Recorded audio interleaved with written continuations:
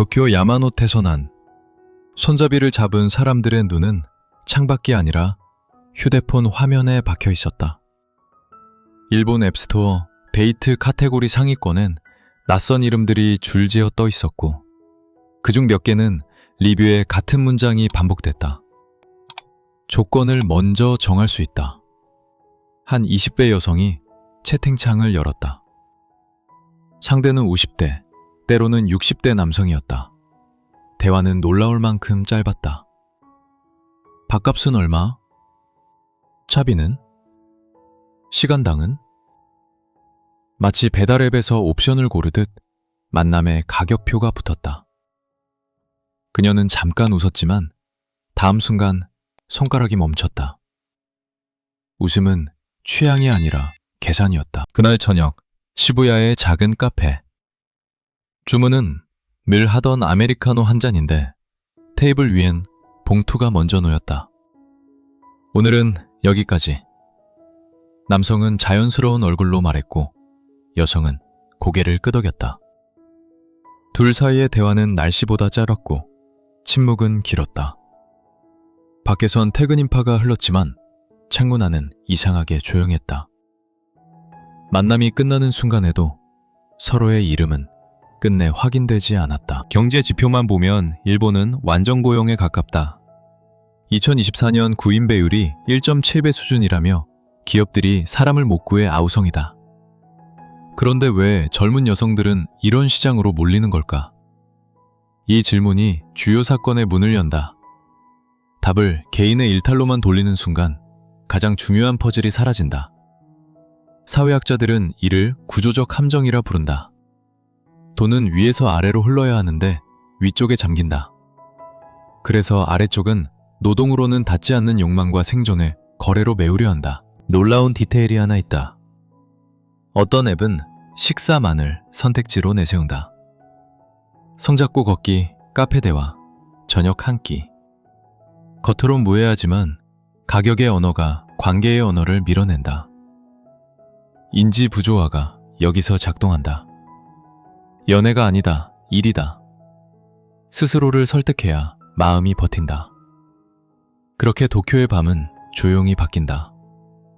사랑이 아니라 조건이 먼저 도착하는 밤으로. 완전 고용이라는 말은 거리의 표정을 밝게 만들 것 같지만 일본의 청년층 얼굴은 꼭 그렇지만은 않았다. 회사는 사람을 못 구한다며 채용 공고를 늘리는데 20대와 30대는 일자리는 있어도 삶은 가난하다는 역설 속에 서 있었다. 월급으로 집을 사는 건 꿈이 되었고 물가는 오르는데 실질 임금은 제자리였다. 세금과 보험료 부담은 더 커졌다. 통장에 찍히는 숫자는 늘지 않는데 빠져나가는 항목만 늘어나는 구조. 그 틈에서 파파카츠라는 시장이 자랐다. 주요 사건은 한 통의 메시지에서 시작된다. 취업을 막 시작한 20대 여성이 친구에게 보낸 말이다. 회사 다녀도 저축이 안 돼. 그냥 밥 한 번 먹고 2만 엔이면 그게 더 현실적이야. 그녀는 범죄를 하겠다는 게 아니었다. 빠르게 움직이는 도시에서 느리게 쌓이는 월급으로는 도저히 따라잡을 수 없는 삶의 속도를 말한 것이다. 그러자 친구가 농담처럼 답한다. 요즘은 쇼쿠지 파파가 기본이래. 밥만 먹고 대화만 해도 돈을 주는 관계. 이름은 세련됐고 진입 문턱은 낮았다. 연애가 아니라 부업처럼 포장되니 죄책감도 덜했다. 놀라운 디테일은 가격의 하락이다. 몇 년 전엔 한 번 만남에 5만 엔을 호가하던 조건이 어떤 지역에선 2만 엔까지 내려갔다는 이야기가 돈다. 가격이 내려간다는 건 공급자가 많아졌다는 뜻이다. 즉, 공급자가 늘었다는 신호다. 그럼에도 통계는 구인난을 말한다. 여기서 공개적 논쟁이 터진다. 일자리가 많은데 왜 가난한가? 경제학자들은 분배의 경직과 자산중심 성장이라는 말을 꺼낸다. 노동소득이 자산소득을 따라잡지 못하는 사회에선 일하는 사람이 늘어도 체감은 좋아지지 않는다. 또 하나의 비밀 같은 디테일이 있다. 파파카츠가 반드시 성적 거래로 이어지지 않는다는 점이다. 그래서 더 확산된다. 밥만 먹고 헤어져도 돈이 되고 대화만 해도 돈이 되면 나는 선을 지켰다는 자기 방어가 가능해진다. 이것이 인지 부조화의 보호막이 된다. 그러나 그 보호막은 동시에 문을 열어둔다. 경계가 흐려지는 순간 관계는 쉽게 옵션으로 확장된다. 결국 완전 고용의 시대에도 파파카츠가 커지는 이유는 단순하다. 일이 있다는 말과 미래가 있다는 말은 같지 않기 때문이다. 젊은 층이 거래형 관계로 향하는 건 욕망이 커서가 아니라 노동만으로는 미래를 설계하기 어려운 구조를 체감했기 때문이다. 그리고 그 구조의 중심엔 돈이 흘러야 할 길목이 막혀 있다는 사실이 기다리고 있었다. 그녀는 월급 명세서를 펼쳐들었다. 숫자는 분명 올랐는데 손에 남는 돈은 이상하게 가벼웠다. 소득세, 주민세, 연금, 건강보험료가 줄줄이 빠져나간 뒤 남은 금액은 이게 정부야? 라는 한숨으로 바뀌었다. 그날 점심, 부동산 중개소 유리문에 붙은 멘션 가격표를 본 순간 그녀는 웃지도 못했다. 월급으로는 삶을 사는 게 아니라 하루를 버티는 느낌이었다. 그러니 밥 한 번, 대화 한 번으로 현금이 생기면 시장이 비정상이라기보다 현실적으로 보이기 시작한다. 문제는 일자리의 숫자가 아니라 돈의 흐름이었다. 일본의 가계 금융자산은 2,000조엔을 넘는다고들 말한다. 천문학적 규모의 자산이지만 그 돈이 젊은 세대의 주머니로 자연스럽게 흘러오지 않는다. 더 구체적으로 보면 60대 이상 고령층이 그 자산의 60% 이상을 쥐고 있다는 식의 수치가 회자되고 70대 이상이 일본 주식의 41%를 보유한다는 통계도 언급된다. 놀라운 디테일은 여기서 끝나지 않는다. 부동산까지 포함하면 격차는 더 벌어진다. 젊은 세대가 아무리 일해도 이미 쌓인 돈의 벽을 넘기 어렵다. 주요 사건은 아주 평범한 저녁에 벌어진다. 퇴근길 전철에서 20대 남성이 휴대폰으로 투자 앱을 켠다. 적금 이율을 비교하고 다음 달 지출을 계산한다. 그 옆좌석의 노년 남성은 같은 앱에서 배당금을 확인한다. 둘 다 같은 도시, 같은 시간, 같은 화면을 보지만 의미는 다르다. 한쪽은 모을 수 있을까를 묻고 다른 쪽은 얼마나 불렸나를 확인한다. 이 차이가 반복되면 노동의 의미가 바뀐다. 노동은 성장의 사다리가 아니라 유지비를 내는 장치처럼 느껴진다. 학자들은 이런 상태를 세대 간 자산 고착 혹은 자산 불평등의 경직화로 설명한다. 돈이 위에서 아래로 순환하지 않으면 아래쪽은 우회로를 찾는다. 세금과 복지로 재분배되지 못한 돈이 비공식 시장의 형태로 움직이기 시작하는 것이다. 그래서 완전 고용이라는 간판 아래에서도 젊은 층은 부업 같은 거래를 선택지로 놓는다. 그 선택은 도덕의 문제가 아니라 막힌 흐름이 만들어낸 압력의 결과였다. 시계를 40년 전으로 돌리면 일본은 지구상에서 가장 잘 나가는 나라처럼 보였다. 미국이 석유 파동과 경기 침체로 휘청거릴 때 일본은 승승장구했다. 토요타와 혼다는 미국 자동차 시장을 집어삼켰고 소니는 전자업계의 절대 강자로 군림했다. 도쿄 땅값으로 미국 전체를 살 수 있다는 농담이 진담처럼 들리던 시절. 번쩍이는 간판과 빽빽한 인파가 도시의 자부심을 증명했다. 대학생들은 취업 걱정을 사치로 여겼다. 면접만 봐도 교통비와 돈이 나왔고 졸업만 하면 좋은 회사에 들어가 정년까지 버틴다는 믿음이 있었다. 그 풍요는 소비를 규칙으로 바꿨다. 샤넬과 루이비통이 거리를 점령했고 명품은 단순한 물건이 아니라 자기 존재를 증명하는 표식이 됐다. 갖지 못하면 또래 집단에서 소외된다는 분위기가 생겼다. 유행에 뒤처지면 존재감이 흐려지는 사회. 여기서 놀라운 디테일이 하나 있다. 욕망은 경제 성장 속도만큼 빠르게 자랐지만 학생들 손에 쥐어진 건 용돈 수준이었다. 어른들이 부동산과 주식으로 자산을 쌓는 동안 젊은 세대는 소비 규범만 상속받았다. 욕망은 어른들 수준으로 커졌는데 지갑은 비어 있었다. 주요 사건은 이 간극에서 발생한다. 길거리의 화려한 쇼윈도 앞에서 여고생들이 서로의 가방을 슬쩍 확인한다. 그 시선은 질투이면서 동시에 생존이었다. 없으면 안 되는 것이 늘어날수록 없음은 곧 탈락처럼 느껴진다. 사회심리학에서는 이런 현상을 상대적 박탈감이라 부른다. 절대적으로 굶주리지 않아도 비교 속에서 결핍은 더 크게 느껴진다. 버블 경제는 그 박탈감을 더 교묘하게 만들었다. 모두가 풍요로워 보이는 시대에 가난은 더 부끄러운 것이 된다. 그래서 사람들은 결핍을 숨기고 빠르게 채울 수 있는 길을 찾는다. 이때부터 풍요는 세대별로 다르게 분배된다는 사실이 서서히 드러난다. 기성세대는 자산을 축적했고 그 자산은 시간이 지나 더 큰 힘이 됐다. 반면 젊은 세대는 노동으로 따라잡기 어려운 기준을 떠안았다. 그 기준은 훗날 불황이 찾아왔을 때 더 잔인하게 작동한다. 호황기의 소비 규범은 사라지지 않고 불황기의 지갑만 줄어들기 때문이다.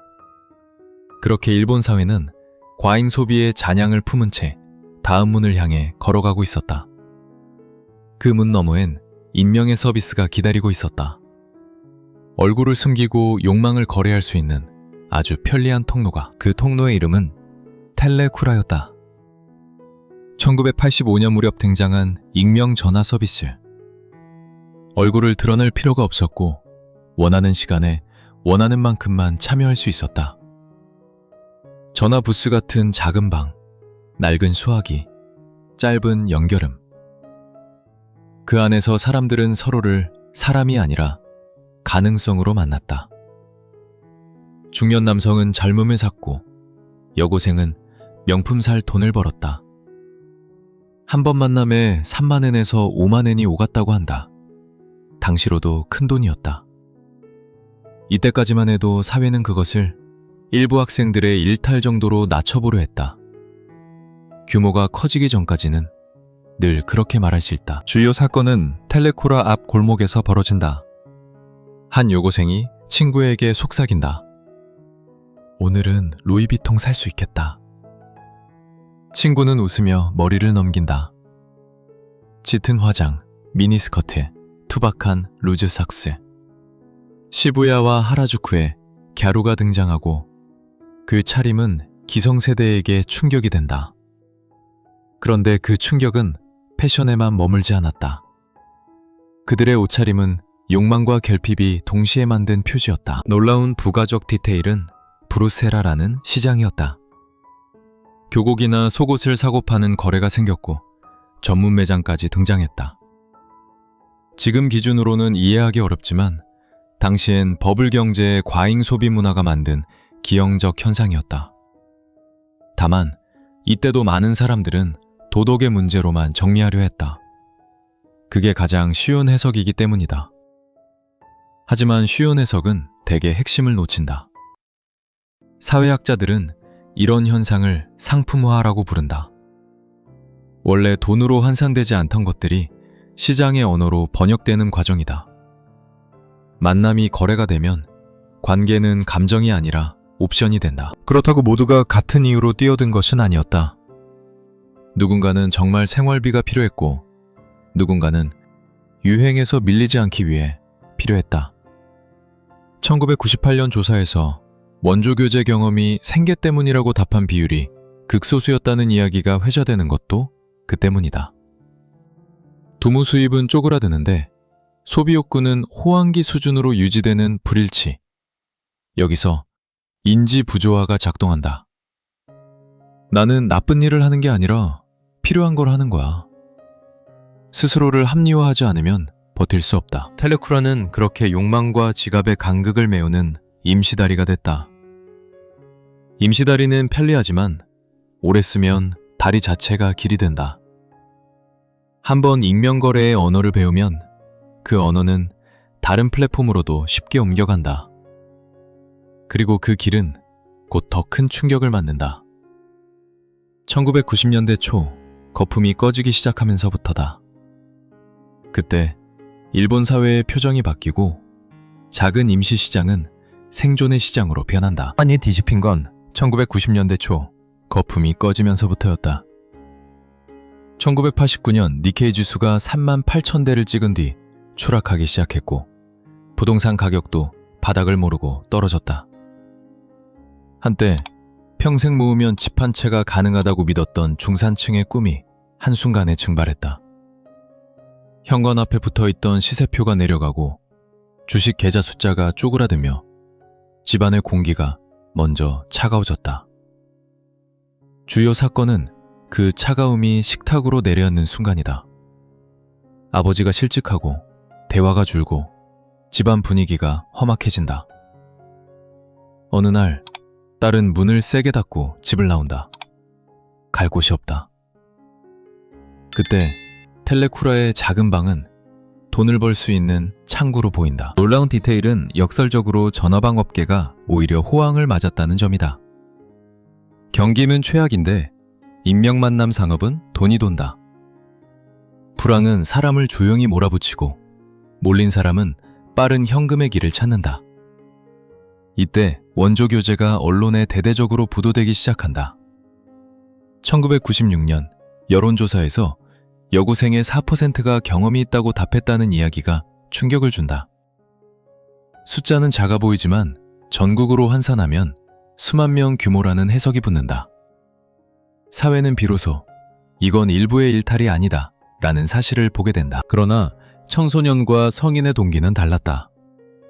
청소년은 가정 붕괴와 방황이 큰 원인이었고 성인들은 더 복합적이었다. 거품 붕괴 전에 집과 직장을 확보한 기성세대는 충격을 비교적 덜 받았다. 일본 특유의 종신고용 문화가 버팀목이 됐기 때문이다. 반면 직격탄을 맞은 건 그 직후 사회로 나온 청년들이었다. 여기서 공개적 논쟁이 커진다. 누가 더 피해자인가? 세대 간 책임 공방이 시작되고 불황의 비용이 아래로 내려간다. 사회 심리학에서 상실 회피라는 말이 있다. 사람은 얻는 기쁨보다 잃는 고통을 더 크게 느낀다. 버블이 꺼진 뒤 일본인들은 잃었다는 감각 속에서 더 공격적으로 불안을 관리하려 했다. 누군가는 규범을 강화해 통제하려 하고 누군가는 익명시장으로 숨는다. 그 결과 텔레쿠라와 브루세라 같은 시장은 단속과 비난 속에서도 형태를 바꾸며 살아남는다. 불황은 도덕을 강화하는 동시에 도덕이 작동하지 않는 골목을 키운다. 그리고 이 시기의 불황은 단발성이 아니었다. 잠깐만 버티면 다시 좋아질 거야 라는 믿음이 배신당할수록 사람들은 장기전으로 살아남는 법을 배운다. 다음 세대에게 남은 건 성장의 기억이 아니라 불황의 기술이었다. 그 기술이 훗날 더 큰 이름을 얻는다. 프리터, 니트, 히키코모리 같은 단어들. 그리고 그 단어들이 퍼지는 동안 원조 교재의 시장은 한동안 관심 밖으로 밀려난다. 하지만 사라진 것이 아니라 다음 플랫폼을 기다리며 숨을 고를 뿐이었다. 진짜 직격탄을 맞은 건 불황 이후에 태어난 사람들이 아니라 불황 한가운데서 사회로 나온 사람들, 로스트 제너레이션이었다. 일본에선 취업 빙하기 세대라고 불린다. 대략 1970년에서 1982년 사이에 태어난 이들은 졸업장 하나 들고 나왔을 때 세상이 이미 문을 잠가버린 상태였다. 구인 배율이 1.4에서 0.76으로 떨어졌다는 숫자가 회자되고 1999년엔 0.48까지 내려갔다는 말이 사람들의 기억 속에 박혔다. 구직자 2명이 일자리 하나를 놓고 싸워야 한다는 뜻. 주요 사건은 졸업식 다음날 벌어진다. 정장 차림의 청년들이 채용 설명회 줄에 섰지만 회사는 정원 축소라는 한 문장으로 그들을 돌려보낸다. 어깨 위로 눈처럼 쌓이는 건 이력서가 아니라 좌절이었다. 그들은 운이 나쁜 정보가 아니었다. 일본의 채용 시스템이 그들을 더 깊은 곳에 가뒀다. 신졸 일괄 채용. 대학 졸업 시점에 신입을 뽑아 정년까지 고용하는 구조. 겉으로는 안정적이지만 함정은 명확하다. 졸업 때 정규직에 실패하면 이후엔 경력직 채용이 약하고 중도 입사문이 좁아 평생 비정규직으로 고착될 가능성이 커진다. 막다른 골목이다. 그래서 겨우 들어간 자리도 계약직, 파트타임이 많았고 일의 질은 더 나빴다. 노동법을 무시하고 직원을 혹사시키는 블랙기업이라는 말이 유행한 것도 이때다. 부가적 디테일은 월급 봉투가 아니라 시간표에 있었다. 장시간 노동, 낮은 임금, 언제 잘릴지 모르는 불안. 겉보기엔 일하는데 미래는 서지 않는다. 그러면 사람들은 두 갈래로 갈린다. 하나는 프리터, 정규직 없이 아르바이트만 전전하는 삶. 다른 하나는 니트, 일도, 교육도, 훈련도 하지 않는 상태. 더 깊은 곳엔 히키코모리가 있다. 방문을 걸어 잠그고 세상과 단절한 채 수년씩 방에만 머무는 사람들. 사회는 그들을 의지부족이라 말하지만 학자들은 사회적 배제라고 부른다. 기회가 사라진 뒤에야 개인의 의지를 탓하는 방식이다. 이 구조 속에서 성인 간 원조 교제 형태의 거래가 늘어난 건 도덕 타락이라기보다 생존의 변형이었다. 한 달 내내 아르바이트에서 버는 돈을 하루 저녁에 벌 수 있다는 유혹은 강하다. 게다가 성인 간 거래는 법적 처벌이 애매한 회색지대에 놓이기 쉬웠다. 그래서 숨기기보다 포장하는 방식이 발달한다. 서로 좋아서 만난 연애다. 그냥 밥만 먹는 관계다. 인지 부조화의 언어가 시장을 보호한다. 공개적 논쟁은 여기서 갈라진다. 개인의 선택을 처벌해야 한다는 주장과 구조가 만든 선택지를 바꿔야 한다는 주장. 하지만 구조는 쉽게 움직이지 않는다. 로스트 제너레이션은 시간이 지나 40대, 50대가 되고 새로운 사회 문제로 이어진다. 중년 히키코모리, 그리고 80대 부모가 50대 자녀를 부양하는 8050 문제. 한 세대의 취업 실패가 개인의 실패로 끝나지 않고 가족 전체의 생존 방식으로 굳어지는 것이다. 그리고 이 고착이 남긴 빈틈을 다음 시대의 플랫폼이 파고든다. 정부가 단속을 시작하면 시장은 사라지는 대신 이동했다.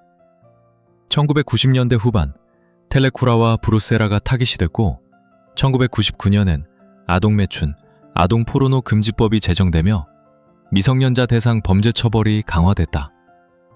전화방은 문을 닫았고 전문 매장은 간판을 내렸다. 겉으로 보면 끝난 이야기처럼 보였다. 하지만 주요 사건은 그 다음에 벌어진다.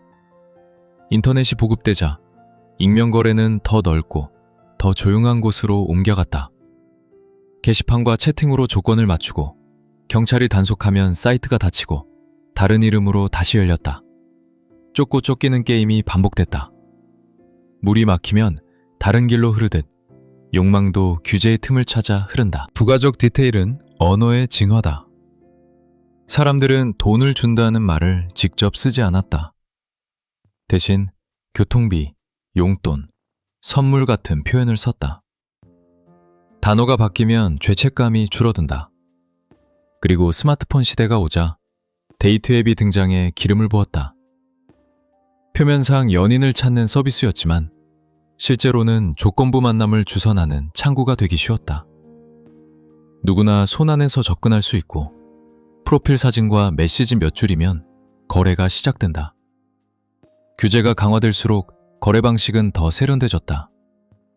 일회성 만남 대신 정기적으로 만나며 용돈을 주고받는 스폰서 관계가 유행했고 서로 좋아서 만나는 연애라면 성매매가 아니다 라는 논리가 방패가 됐다. 법적으로 애매해지는 순간 시장은 더 안전해진다. 청소년 대상 문화는 또 다른 형태로 변모했다. 2000년대 중반 아키하바라와 신주쿠 일대에 이상한 전단지가 돌기 시작했다. JK 비즈니스, 여고생 JK과 손잡고 산책하기, 마사지, 귀청소 같은 메뉴가 적힌 가게들. 리플레라 불리는 곳에선 여고생이 남성 고객의 무릎을 베고 눕는 서비스도 있었다. 대부분은 그 서비스만 제공한다고 주장했지만 이면엔 옵션이라는 단어가 따라다녔다. 가게 밖에서 따로 만나 추가 서비스를 제공하는 방식. 음성적 거래는 늘 밖에서 벌어진다. 여기서 공개적 논쟁이 폭발한다. 보호해야 할 미성년자와 단속으로 해결되지 않는 시장을 어떻게 구분할 것인가? 규제를 세게 하면 지하로 숨고 느슨하면 피해가 커진다. 사회는 도덕과 현실 사이에서 갈팡질팡한다. 2008년 리먼 쇼크가 일본을 덮치자 불안은 다시 커졌고 젊은 층은 아무리 발버둥 쳐도 시대가 받쳐주지 않으면 소용없다는 냉혹한 체감을 갖게 된다. 그 체감은 포기와 우애라는 두 선택지를 낳는다. 대다수는 포기를 택해 니트, 히키코모리로 기울었고 일부는 우에로로 돈을 벌려 했다. 그 우에로가 2010년대 들어 세련된 이름을 얻는다. 파파카츠, 파파와 활동을 합친 말. 전문 앱이 등장하고 조건을 먼저 협상하고 가격을 정하는 플랫폼이 생긴다. 성매매를 표방하지 않는다는 외피 덕분에 법망을 피해간다. 그러나 모두가 알고 있다. 화면 속 문장이 현실에서 어디로 이어질지. 단속은 형태를 바꾸게 할 뿐 근본 원인을 바꾸지 못한다. 그래서 시장은 사라지지 않고 점점 더 일상화된 얼굴로 돌아온다. 2024년 일본의 구인 배율은 1.7배라는 숫자로 완전 고용에 가까운 기분을 만든다. 기업들은 사람을 못 구해 난리라고 말한다. 그런데 파파카츠 시장은 줄지 않고 오히려 더 활발해 보인다. 가격이 내려간다는 소문까지 돈다.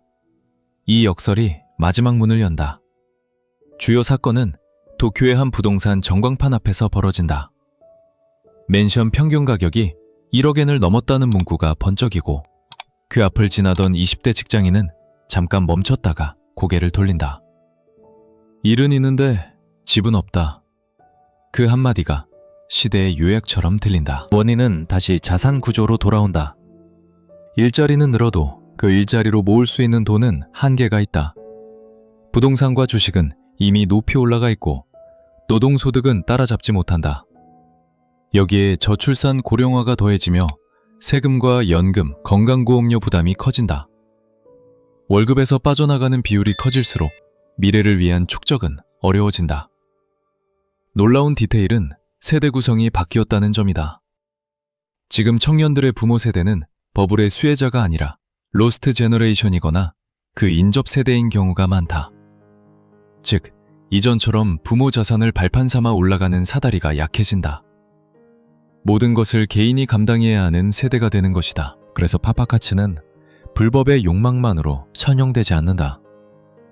쇼쿠지 파파, 식사 파파처럼 밥만 먹고 대화만 나눠도 돈이 되는 구조는 진입장벽을 낮추고 정서적 서비스처럼 포장된다.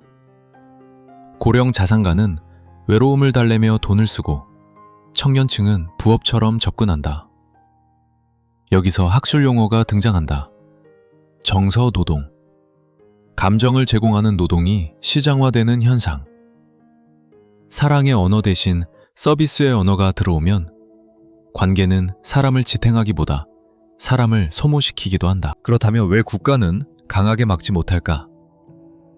성인 간 데이트를 법으로 금지하는 것은 어렵고 앱을 규제해도 다른 플랫폼이 생기며 SNS로 연락하면 끝이다. 역사적으로 규제는 형태만 바꿔왔다. 결국 핵심은 재분배의 실패다. 세금과 복지로 흘러야 할 돈이 위에 잠기면 시장은 그 돈을 끌어내리는 비공식 통로를 만든다. 파파카츠는 역설적으로 그 역할을 일부 수행한다. 고령층 주머니에서 젊은 층 주머니로 돈이 흘러가는 길이 되는 것이다. 하지만 그 흐름은 안전하지도 평등하지도 존엄하지도 않다. 여기서 공개적 논쟁이 정치로 옮겨간다. 실버 민주주의, 노인 유권자의 비중이 커지며 정치가 윗세대의 이해를 더 의식하는 구조. 강한 재분배 정책을 꺼내기 어려운 이유가 여기 있다. 누구도 고령층의 자산을 강제로 흔들 수 없다. 그러니 사회는 중간의법만 반복하고 젊은 층은 체감상 더 고립된다. 그 고립은 거래형 만남을 정상 선택지로 만든다. 그리고 이 장면은 한국과 무관하지 않다. 일본에서 벌어진 현상들이 시간차를 두고 한국에서 재현된 사례가 많았기 때문이다. 저출산, 고령화, 부동산, 청년층의 체감 빈곤. 돈이 막히면 관계가 거래로 변질된다는 원리는 국경을 넘는다. 마지막 화면은 조용하다. 전철 창문에 비친 젊은 얼굴, 손에 쥔 휴대폰, 채팅창의 짧은 문장. 조건부터 말해요. 그 문장은 누군가의 도덕이 아니라 사회의 구조가 남긴 문장일지도 모른다.